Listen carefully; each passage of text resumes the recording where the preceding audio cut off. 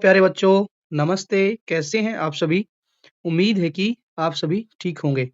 और आज की इस वीडियो में जो कि कक्षा छठी जो है कि हिंदी की किताब, नई जो किताब है हमारी मल्लार, उसका हम पाठ नंबर 10 चेतक की वीरता पढ़ने जा रहे हैं। जैसा कि आप लोगों को नाम से ही पता चल गया है कि चेतक की वीरता, इसका अर्थ है कि चेतक की वीरता के बारे में आज हम पढ़ेंगे इस कविता के माध्यम से। ये एक प्यारी-सी कविता है और पहले हम जान लेते हैं कि इसके कवि कौन हैं और उन्होंने किस वजह से चेतक नाम के घोड़े के बारे में ये कविता लिखी, तो थोड़ा-सा हम ये भी जानकारी जुटा लेते हैं। तो चलिए हम पहले कवि के बारे में देखते हैं। ये हैं हमारे कवि, जिनका नाम है श्याम नारायण पांडे। कवि का परिचय, वीर रस की कविताओं के कवि है ये। वीर रस मतलब कि जो ऐसी कविताएं जिनको पढ़ने मात्र से ही हमारे अंदर वीरता का भाव दौड़ जाता है। हमें उन कविताओं को पढ़ने से ही हमारे अंदर जोश, उत्साह और जोश जो है भरपूर मात्रा में हमारे मन में जागृत हो जाता है। ऐसी कविताओं को बोलते हैं वीर रस की कविताएं। तो इन वीर रस की कविताओं के लिए श्याम नारायण पांडे जी सर्वाधिक लोकप्रिय रहे और उसमें भी उनकी एक काव्य कृति का मतलब एक ऐसी कविता जिसका नाम था हल्दी घाटी का प्रकाशन 1939 में हुआ। तो ये जो हल्दी घाटी नाम की जो इन्होंने काव्य कृति लिखी, ये बड़ी ही प्रसिद्ध रही। इस काव्य कृति के लिए इनको जो है बड़ा ही मान सम्मान मिला। अभी आपने जो चेतक की वीरता कविता पढ़ी, अभी हम पढ़ेंगे, ऊपर दी गई है, वह हल्दी घाटी का एक अंश है। अंश का मतलब होता है कि हल्दी घाटी जो कविता है, वो पूरी एक किताब है और उसी में से ही जहाँ पर चेतक के बारे में जिक्र आया है, वो जो अंश है हमारी जो किताब है मल्हार, उसमें लिया गया है। मल्हार में सिर्फ इस कविता का एक छोटा-सा भाग है और ये कब का है? भारत के स्वतंत्रता संग्राम के अंतिम वर्षों में हल्दी घाटी काव्य कृति ने स्वतंत्रता सेनानियों में सांस्कृतिक एकता और उत्साह का संचार कर दिया था। ये कविता जो है उस समय पर, कब? जब भारत अपनी आजादी के लिए लड़ रहा था, तो उस समय में स्वतंत्रता सेनानी मतलब फ्रीडम फाइटर्स के अंदर एक एकता और उत्साह, जोश का संचार करने के लिए ये जो कविता थी, ये गाई जाती थी और इसने लोगों में बड़ा जोश भरा कि जब एक चेतक नाम का पशु जो है अपनी बहादुरी से दुश्मनों के छक्के छुड़ा सकता है, तो हम इंसान होकर अंग्रेजों का सामना क्यों नहीं कर सकते हैं?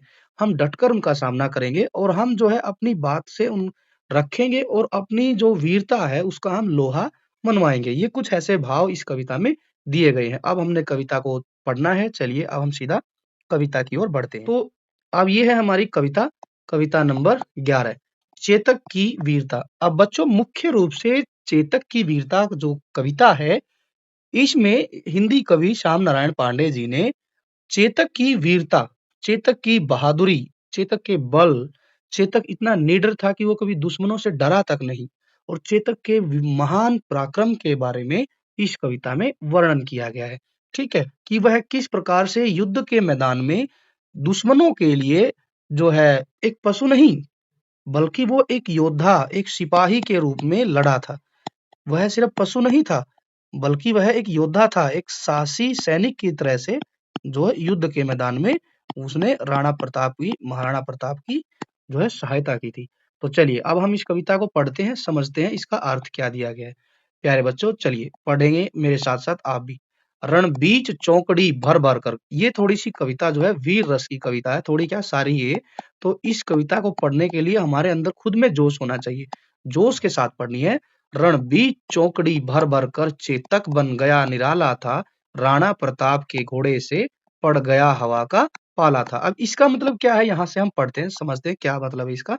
कि रण बीच का मतलब होता है बच्चों कि रण बीच का मतलब है कि जंग के मैदान में, रण बीच मतलब युद्ध के मैदान में, युद्ध के मैदान के बीच में जो है महाराणा प्रताप का जो घोड़ा था चेतक, वो इतना निराला था कि वो अद्भुत था और वो चौकड़ी भरना का मतलब होता है कि छलांग लगा कर अपनी जो है वीरता का परिचय दे रहा था।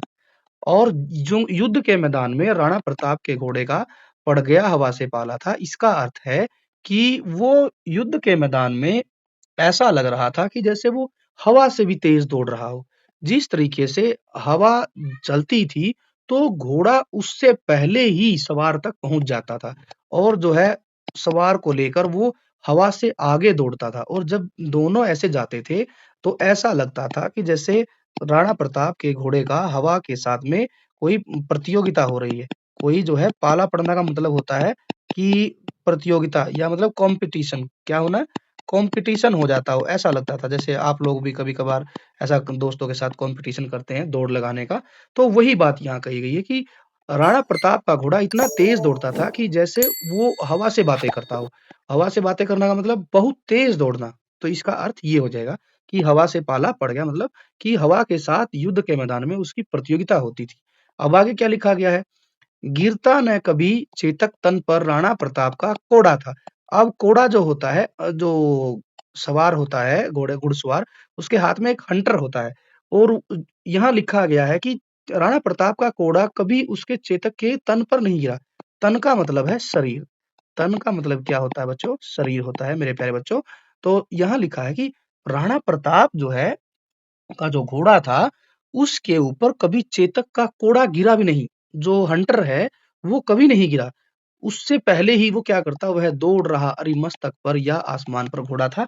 इसका मतलब है कि चेतक के शरीर पर राणा प्रताप के द्वारा कोड़ा गिरने से पहले ही वह शत्रुओं के सिरों पर अरि का मतलब होता है शत्रु, दुश्मन। दुश्मन के मस्तक का मतलब कि उनके सिरों के ऊपर से जो है सिरों के ऊपर से ऐसे आक्रमण करते हुए हमला करते हुए जाता कि जैसे कोई जो है घोड़ा आसमान से जमीन पर उतर रहा हो, ठीक है? वह दौड़ रहा अरिमस्तक पर मतलब कि दुश्मनों के सिर पर ऊपर से वह ऐसे दौड़ रहा है जैसे कि भई ऐसा लगता मानो आसमान से कोई घोड़ा उतर रहा हो। आगे क्या लिखा है? जो तनिक हवा से बाग मिली, हवा से बाग हिली का मतलब होता है कि जो है हवा के में जो थोड़ी-सी भी चीज़ जब हिल जाए, हवा से के झोंके से कोई चीज़ हिल जाए, झोंके से हिलने से पहले ही वह जो है घोड़ा घोड़ा जो है सवार को लेकर उड़ जाता था। इसका मतलब होगा कि हवा जो थी चलती और उस हवा के चलने से थोड़ा-सा भी इशारा मिलता हवा के हिलने के इशारे से पहले ही चेतक जो है सवारी को लेकर उड़ जाता था। आगे क्या लिखा है मेरे प्यारे बच्चों? राणा की पुतली फिरी नहीं। अब इसका मतलब है कि इतना समझदार भी था, घोड़ा जो है इतना समझदार था कि राणा की आँखों की पुतली एक जगह से दूसरी जगह पर जाती भी नहीं थी, तब तक चेतक मुड़ जाता था। इसका मतलब हुआ कि राणा प्रताप का घोड़ा इतना समझदार था कि वह पहले ही अनुमान लगा लेता था कि जैसे ही उसको इशारा मिलता कि राणा प्रताप एक साइड से दूसरी साइड देख रहे हैं, तो तब तक तो चेतक जो है पहले ही राणा प्रताप के देखने से पहले ही वह मुड़ जाता था। उसकी पुतलियों के इशारे से ही घोड़ा समझ जाता था कि उसे किस ओर मुड़ना है और वो ऐसा इशारा देखते ही वह पहले ही मुड़ जाता था। आगे क्या लिखा है? कौशल दिखलाया चालों में। अब इसका अर्थ है कि राणा प्रताप के घोड़े ने अपनी चाल से, अपनी तेज गति से, अपनी फुर्ती से क्या किया उसने? कौशल दिखलाया, गजब करके दिखाया। उड़ गया भयानक भालों में और इतना तेज चलता था कि जो दुश्मन थे उन जो दुश्मन सैनिक थे, वो जो भयानक भाले भाले तलवार लेकर खड़े रहते थे, उनके बीच से जाकर भी और उन पर हमला भी कर देता था। देखिए, गज़ब की बात लिखी है यहाँ पर कि राणा प्रताप का जो घोड़ा था चेतक, उसने अपनी तेज़ गति से इतनी तेज़ गति से जाता दुश्मन के खेमे में और उनके जो हाथों में तलवार होती, भाले होते, तो उनको चीरते हुए ऐसे जाता कि जैसे वह उड़ गया हो और जो है बिना घबराए जान की परवाह करते हुए वो दुश्मन के खेमे से निकल जाता था। निर्भीक का मतलब होता है निडर, निर्भीक का मतलब होता है निडर होकर वह ढाल ढाल होती है, एक तो तलवार होती है और तलवार के प्रहार से बचने के लिए एक ढाल होती है, लोहे की बनती है ये भी। तो उस ढाल और तलवार भालों के बीच से निडर होकर निकल जाता और सरपट दौड़ा करवालों में, और जो है जो खेमा है, दुश्मन का जो खेमा है, उसको पार करते हुए वो नदी नालों को पार करते हुए निकल जाता था और इस तरीके से वह अपना करतब दिखलाता था। आगे क्या लिखा है? आगे देख लेते हैं अभी। इ अब देखिए, अब ऐसी युद्ध के मैदान में कोई ऐसी जगह नहीं बची कि जहाँ चेतक नहीं गया हो। है यही रहा, अब यहाँ नहीं। इसका मतलब है कि चेतक अभी तो यहीं था, अभी चेतक यहीं था, लेकिन जैसे ही दुश्मन उस पर हमला करने के लिए आया, तो वह वहाँ से गायब हो गया। इतनी तेज़ रफ़्तार से दौड़ा कि अब यहाँ नहीं है। अब वहीं रहा है पर वहाँ नहीं। जब वहाँ से जैसे पहली जगह से फर्स्ट जो प्लेस है वहाँ से हटकर दूसरी जगह जब गया, सेकंड प्लेस पर जब गया युद्ध करने के लिए, सेकंड प्लेस पर जब जो दुश्मन सैनिक पहुँचते, तो उनको पता चलता कि वो तो वहाँ पर भी नहीं है। ठीक है? तो देखिए कितना गज़ब है कि एक जगह से दूसरी जगह पर जब तक सैनिक पहुँचते तो वो जो है वहाँ पर भी से भी गायब हो जाता था। वह वहीं रहा है पर वहाँ है ही नहीं। थी जगह न कोई जहाँ नहीं, और युद्ध के मैदान में ऐसी कोई जगह नहीं थी जहाँ पर चेतक दिखाई नहीं दे रहा हो। युद्ध के मैदान में हल्दी घाटी के मैदान में जो युद्ध हुआ, उस घाटी के मैदान में ऐसी कोई जगह नहीं थी जहाँ चेतक दिखाई नहीं दे रहा था। किस अरि मस्तक पर कहाँ नहीं, और जितने भी वहाँ दुश्मन सैनिक खड़े थे, उन कोई भी ऐसा सैनिक नहीं था। अरि का मस्तक, अरि मस्तक होता है दुश्मन का सिर, दुश्मन के मस्तकों के ऊपर से जो है चेतक दौड़ता हुआ नहीं दिखाई दे रहा। तो युद्ध के मैदान में चारों तरफ जो है चेतक के ही जलवे थे, चर्चे थे। वह चारों तरफ घूम-घूम कर जो है दुश्मनों को मार रहा था। साथ में जो है राणा प्रताप भी दुश्मनों के साथ लड़ाई कर रहे थे। आगे लिखते हैं, बढ़ते नद सा वह लहर गया। अब यहाँ है कि जैसे जिस प्रकार से नदी नदी निरंतर आगे बढ़ती चली जाती है, नदी की तरह से नदी की तरह से जैसे नदी निरंतर आगे बढ़ती रहती है, वह भी नदी की भांति जो है नदी की लहर और नदी की तरह से निरंतर युद्ध के मैदान में आगे बढ़ता जा रहा था। वह गया, गया फिर ठहर गया। एक जगह गया, फिर वहाँ उसने हमला किया और उसके बाद दूसरी जगह गया, वहाँ हमला किया, फिर थोड़ी देर वो ठहर गया। विकराल वज्रमय बादल सा, और वो अकेला चेतक कैसा लग रहा था? चेतक ऐसा लग रहा था जैसे वज्रमय है, विकराल किसकी तरह से है? वज्र की तरह से है। बिजली की चमक की तरह से। जिस तरीके से बिजली जो है, बिजली आसमानी बिजली जैसे चमकती है, और उसी की तरह से विकराल है, वो डरावना युद्ध के मैदान में चेतक दुश्मनों के को जो है डरावना लग रहा था और बादल की तरह से टूट कर पड़ रहा था। दुश्मन खेमे पर जो है चेतक जो है बादल की तरह से टूट कर पड़ रहा था। अरि की सेना गहर गई, और जो है चेतक के आक्रमण से अरि सेना, दुश्मन, अरि का मतलब होता है दुश्मन की जो सेना थी, दुश्मन की सेना काँप गई है, वो डर गई है। इतना खतरनाक जो है उसने युद्ध किया है। भाला गिर गया, गिरा निशंक, है टापों से खन हुआ अंग। है का मतलब होता है घोड़ा, घोड़े के टापों से जो है दुश्मनों के अंग जो है, दुश्मनों का शरीर के जो पार्ट हैं, शरीर के अंग जो हैं, वो घायल हो गए हैं। घायल हो गए हैं, और घायल होने से क्या हो गया? घायल होने से दुश्मनों के भाले गिर गए हैं। भाले गिर गए हैं, और जो उनके पास हथियार थे बाकी के, वो भी जो है गिर गए हैं।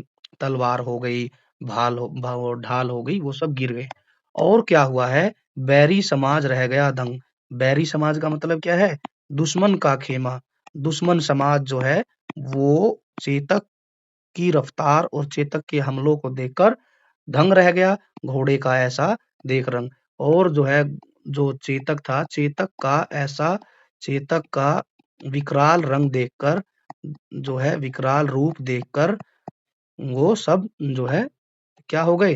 दंग रह गए, हैरान रह गए कि सैनिक न होकर जो है ये तो एक पशु है, लेकिन पशु होने के बावजूद भी ये तो हजारों सैनिकों से भी बढ़कर लड़ाई लड़ रहा है। हजारों सैनिकों से उसका सामना मतलब जो है कंपैरिजन किया गया है कि जिस तरीके से, जिस रफ्तार से वह जंग के मैदान में दौड़ता, दुश्मनों के शरीर को छिन्न-भिन्न कर दिया है। दुश्मन दुश्मन जो सैनिक हैं उनके शरीरों को उसने अपनी टापों से, पैरों से उछल-उछल के, ये जो नीचे जो होता है बच्चों इसको बोलते हैं टाप। इससे उसने दुश्मन के सैनिकों को घायल कर दिया है और वो बेचारे पड़े हुए हैं, मृत हालत में हैं, मरने की स्थिति में आ गए हैं। तो ये सब देख के जो है वैरी समाज जो है दंग रह गया, हैरान रह गया। तो ये थी हमारी कविता। आई होप कि आप सभी को ये पसंद आई होगी। अब हम चलते हैं इसके प्रश्नोत्तर की तरफ, क्या कुछ दिया गया है पढ़ते हैं। जैसे यहाँ पर दिया गया है पाठ से, मेरी समझ से। अब हम इस कविता पर विस्तार से चर्चा करेंगे। दी गई गतिविधियों से गतिविधियां इस कार्य में आपकी सहायता करेंगी। कविता हमने पूरी समझ ली है। अब हम जो है कविता पढ़ने के बाद में कुछ गतिविधियां हैं उनको हम देखते हैं। क्या-क्या दिया है? पहला प्रश्न, नीचे दिए गए प्रश्नों का सटीक उत्तर कौन सा है? उनके सामने तारा बनाइए। ठीक है जी। चेतक शत्रुओं की सेना पर किस प्रकार से टूट पड़ता था? चेतक बादल की तरह शत्रु की सेना पर वज्रपात बनकर टूट पड़ता था। यही सही है, इसका उत्तर हो जाएगा ए। वज्रपात की तरह से, जैसे कोई आसमानी बिजली है, उसकी तरह से वह जो है शत्रु सेना पर टूट कर पड़ता था। लेकर सवार उड़ जाता था। इस पंक्ति में सवार शब्द किसके लिए यूज हुआ है? भाई चेतक जो घोड़ा था वो महाराणा प्रताप का था और महाराणा प्रताप ही उस पर बैठते थे। तो सवार कौन हुआ फिर? तो महाराणा प्रताप हुए हैं, तो इसका उत्तर हो जाएगा महाराणा प्रताप। आप जो है अपने मित्रों के साथ चर्चा कीजिए, आपने ये उत्तर क्यों चुने हैं? ठीक है, ये आप अपना खुद से करेंगे। पंक्तियों पर चर्चा कीजिए। ठीक है जी, क्या है? पाठ में से चुनकर कुछ पंक्तियाँ नीचे दी गई हैं, इन्हें पढ़कर समझिए और इन पर विचार कीजिए, आपको इनका क्या अर्थ समझ आया? कक्षा में अपने विचार साझा कीजिए और अपनी नोटबुक में भी लिखने हैं। ठीक है जी, पहला क्या लिखा गया है? निर्भीक गया वह ढालों में, सरपट दौड़ा करवालों में। अब ये दिया गया है यहाँ पर। अब हम इसका अर्थ समझते हैं कि इसका अर्थ क्या दिया गया है। यहाँ है निर्भीक गया वह ढालों में, इसका मतलब है कि जो युद्ध का मैदान है, इसकी हम व्याख्या समझते हैं, लिखते हैं कि युद्ध के मैदान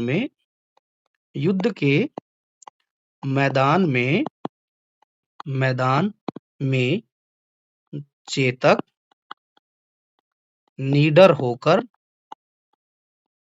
होकर दुश्मनों का सामना करता रहा। सामना करता रहा। और क्या कहा? निर्भीक गया वह ढालों में, और और भयानक भालों एवं ढालों को पार करते हुए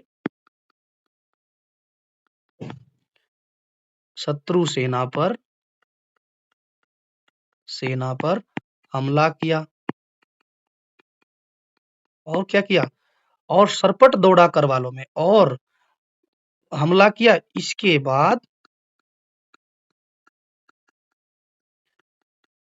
तेज गति से, सरपट का मतलब होता है तेज गति से दौड़कर नदी नालों को पार कर गया। तो इतनी ज्यादा रफ्तार थी उसकी। हमला भी कर दिया और डरा भी नहीं, और शत्रु सेना पर हमला करने के बाद तेज गति से दौड़कर नदी नालों को पार करके निकल गया। चलिए, तो अब हम ख वाले की व्याख्या समझते, क्या दी गई है? भाला गिर गया, गिरा निसंग, है टापो से खन गया अंग। अब दूसरे को यहाँ लिख लेते हैं। इसका क्या अर्थ है कि यहाँ लिखा है कि है मतलब घोड़ा, घोड़े घोड़े की टाप, पैर की जो नीचे का मैंने अभी दिखाया था घोड़े में, कि जो घोड़े के पैर के नीचे जो लोहे का लगा रहता है, यहाँ से मैं दिखा देता हूँ आप लोगों को एक बार फिर से। पैर में ये घोड़े, ये रहा देखो, ये जो हिस्सा है यहाँ, इसको बोलते हैं टाप। क्या बोलते हैं इसको? टाप। इस टाप जो है की वजह से बार बार प्रहार करने से, घोड़े की टाप के प्रहार से या हमले से पहली बात तो क्या हुआ कि दुश्मन जो थे, सैनिक जो थे, शत्रु सेना के सैनिकों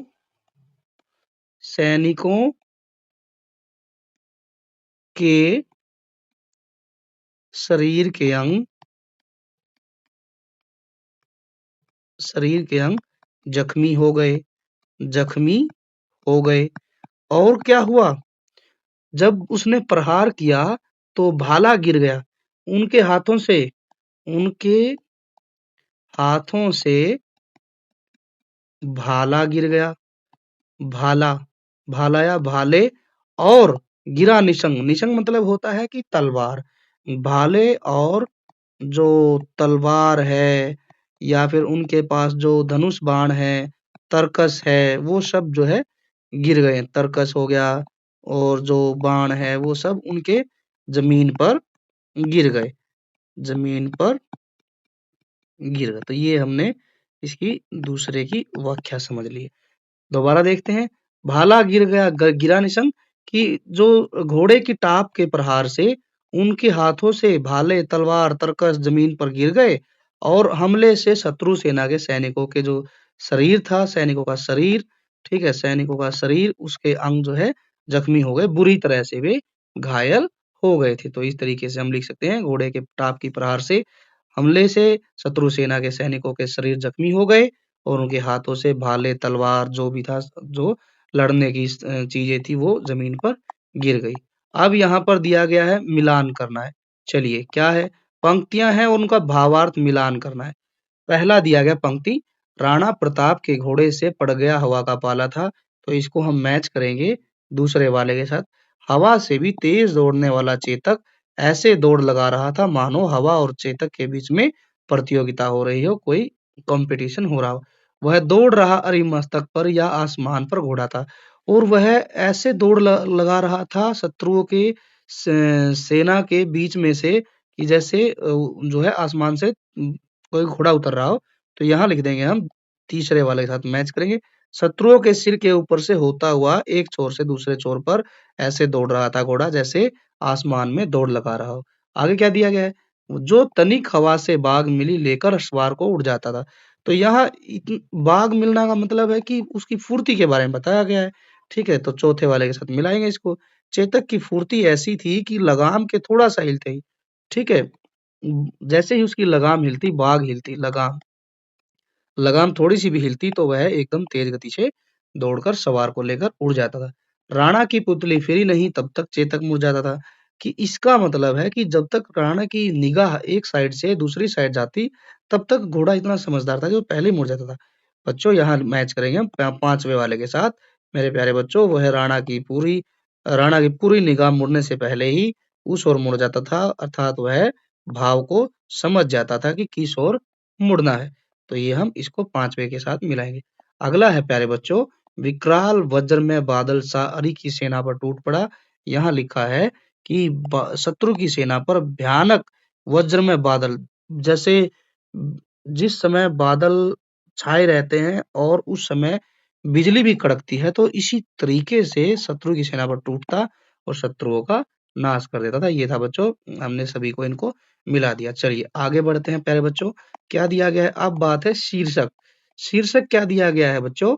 यह कविता हल्दी घाटी शीर्षक काव्य कृति का एक अंश है। अंश मतलब उसका एक छोटा-सा भाग है ये कविता, हल्दी घाटी का।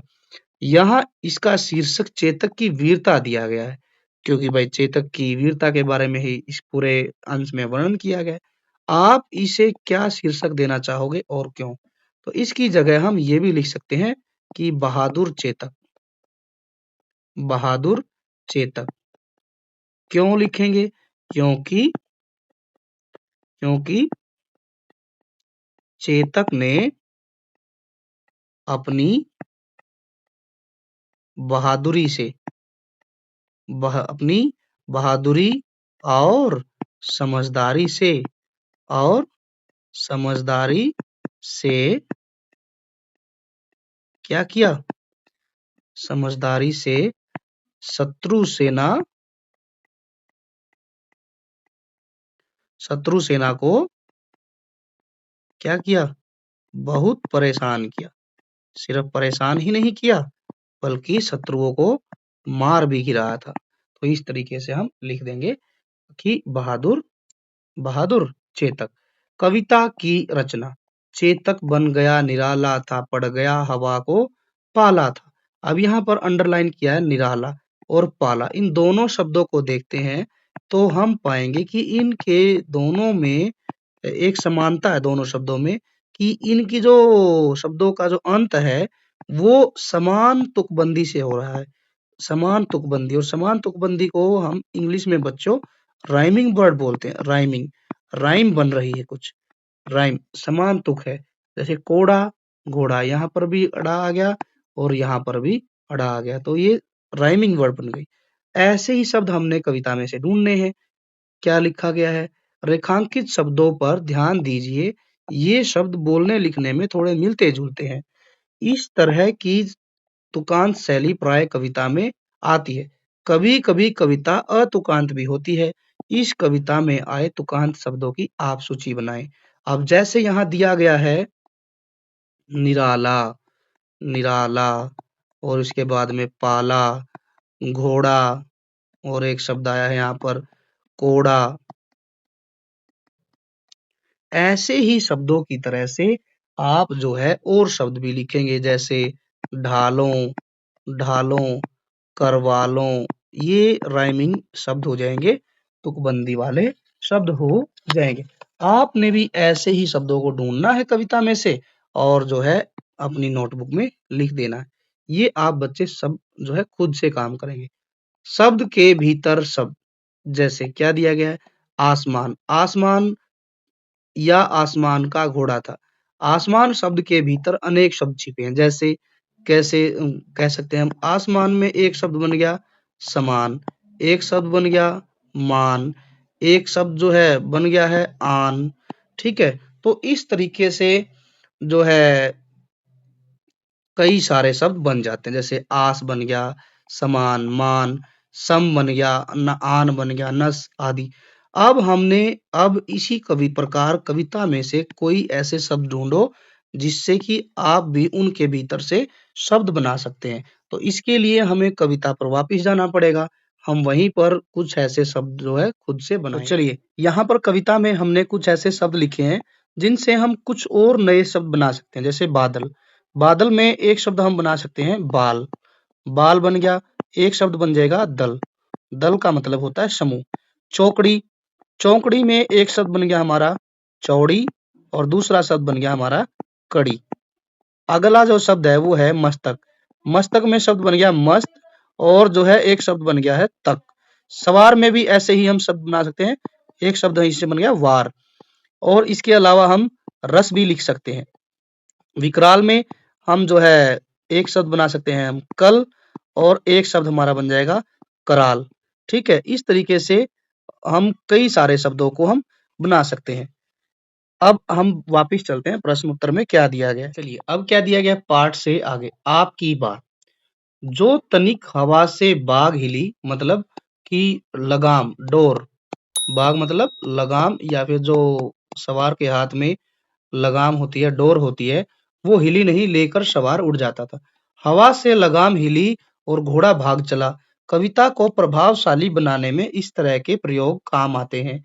कविता में ऐसे कई प्रसंग आए हैं, उनको बातचीत कीजिए और आप अपनी नोटबुक में भी लिख सकते हैं। जैसे एक जगह कविता में आया है कि राणा की पुतली फिरी नहीं, राणा की पुतली फिरी नहीं, राणा की पुतली फिरी नहीं, तब तक फिरी नहीं, उससे पहले क्या हो जाता था, तब तक चेतक मुड़ जाता था, तब तक चेतक मुड़ जाता था।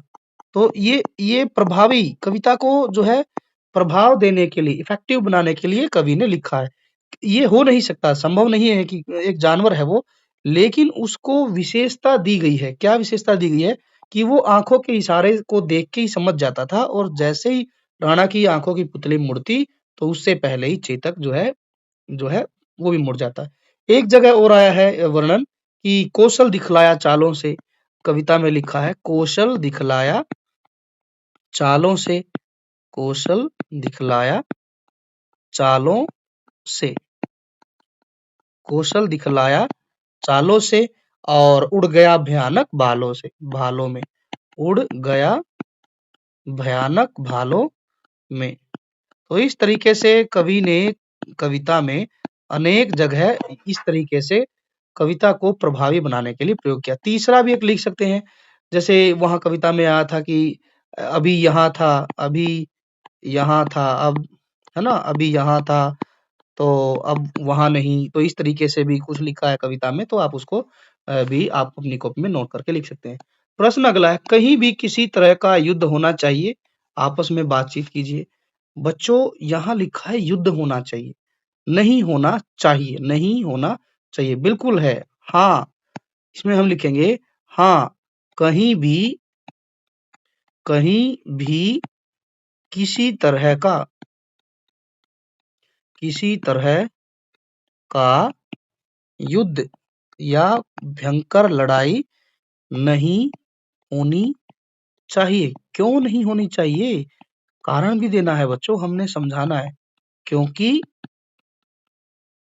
युद्ध में सिर्फ जीत नहीं होती है, सिर्फ हार नहीं होती है, उसके साथ-साथ बहुत सारे नुकसान होते हैं।